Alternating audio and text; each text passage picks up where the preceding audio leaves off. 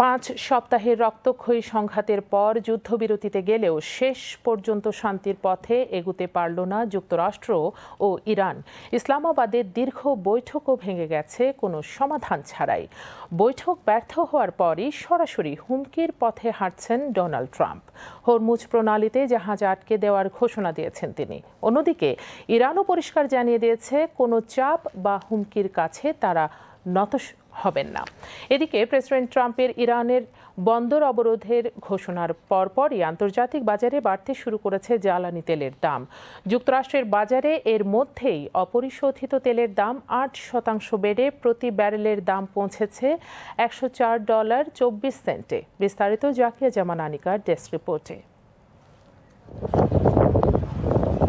5 সপ্তাহের রক্তক্ষয়ী সংঘাতের পর পাকিস্তানের মধ্যস্থতায় 2 সপ্তাহের অস্থায়ী যুদ্ধবিরতি চুক্তিতে সম্মত হয় যুক্তরাষ্ট্র ও ইরান। এরপর চলমান সংঘাতের অবসানে পাকিস্তানের ইসলামাবাদে যুক্তরাষ্ট্র ও ইরানের মধ্যে ঐতিহাসিক বৈঠকের আয়োজন করা হয়। 21 ঘণ্টারও বেশি সময় ধরে আলোচনার পর কোনো চুক্তি ছাড়াই যুক্তরাষ্ট্র ও ইরানের প্রতিনিধি দল রোববার ইসলামাবাদ ত্যাগ করেন। কিন্তু প্রেসিডেন্ট ট্রাম্প অনেকটা সময় এ নিয়ে কিছুই বলেননি। তবে শেষ পর্যন্ত সেই নীরবতা ভেঙে একের পর এক হুমকি দিয়ে যাচ্ছেন ট্রাম্প। সামাজিক যোগাযোগ মাধ্যমে একাধিক পোস্টে তিনি বলেন, হরমুজে প্রবেশ করা বা ছেড়ে আসা সব জাহাজ আটকে দেব আমরা। বিশ্বের গুরুত্বপূর্ণ নৌপথটি দিয়ে চলাচলকারী জাহাজ অবরোধ আরোপের প্রক্রিয়া শুরু করবে মার্কিন বাহিনী। ট্রাম্পের এই হুমকির জবাব দিয়েছেন ইরানের পার্লামেন্ট স্পিকার ও ওয়াশিংটনের সঙ্গে শান্তি আলোচনার প্রধান আলোচক মোহাম্মদ বাঘের গালিবাফ। তিনি বলেন, আমরা কোনো হুমকির কাছেই মাথা নত করব না। ইরানের পররাষ্ট্রমন্ত্রী জানান, তেহরান সদিচ্ছা নিয়ে আলোচনায় অংশ নিয়েছিল এবং বেন্সের পাকিস্তান ত্যাগের আগে সংবাদ সম্মেলনকে তিনি অপ্রয়োজনীয় বলে মন্তব্য করেন। এছাড়াও আরাকচি বলেন, ইরান নিজেদের স্বার্থ ও সার্বভৌমত্ব রক্ষায় প্রতিশ্রুতিবদ্ধ এবং প্রস্তুত। এছাড়াও তিনি আলোচনা ভেস্তে যাওয়ার জন্য ইসরায়েলি ষড়যন্ত্রের ইঙ্গিত দেন। এদিকে গত সপ্তাহের শুরুতে ইরানের সভ্যতা ধ্বংস করে দেওয়ার যে হুমকি ট্রাম্প দিয়েছিলেন তার নিন্দা জানিয়েছেন পোপ লিও। তিনি এই হুমকিকে একেবারেই অগ্রহণযোগ্য বলে অভিহিত করেন এবং সতর্ক করেন, মধ্যপ্রাচ্যের এই সংঘাত কেবল ঘৃণা উস্কে দিচ্ছে। তিনি বলেন, যারা যুদ্ধে জড়ায় সৃষ্টিকর্তা তাদের প্রার্থনায় সাড়া দেন না।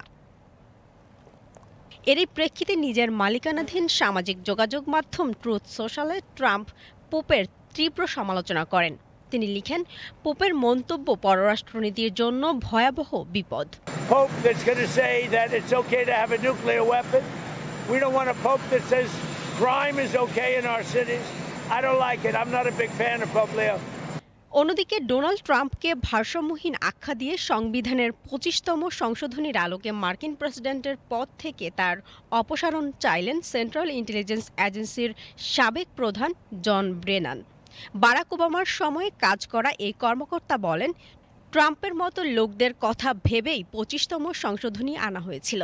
Is just so troubling and worrisome that this person who clearly is unhinged and who I think the 25th Amendment was written with Donald Trump's in mind, because allowing someone like this to continue to be the commander-in-chief and to control the tremendous capabilities of the U.S. military, including our nuclear weapons capability, which he seemed to allude to when he said he's going to just eliminate an entire civilization. Again, we really are in very troubling times. এছাড়া আলোচনা ব্যর্থ হওয়ার পর ইরানকে সামরিকভাবে সহায়তা করলে চীনের উপর 25% শুল্ক আরোপ করা হবে বলে হুমকি দিয়েছেন ডোনাল্ড ট্রাম্প। তিনি বলেন, তেহরানকে সামরিক সহায়তা দিলে যুক্তরাষ্ট্রে প্রবেশকারী বেইজিংয়ের পণ্যের উপর বিস্ময়কর নতুন শুল্ক আরোপ করা হবে। জাকিয়া জামান আনিকা, বিটিভি নিউজ।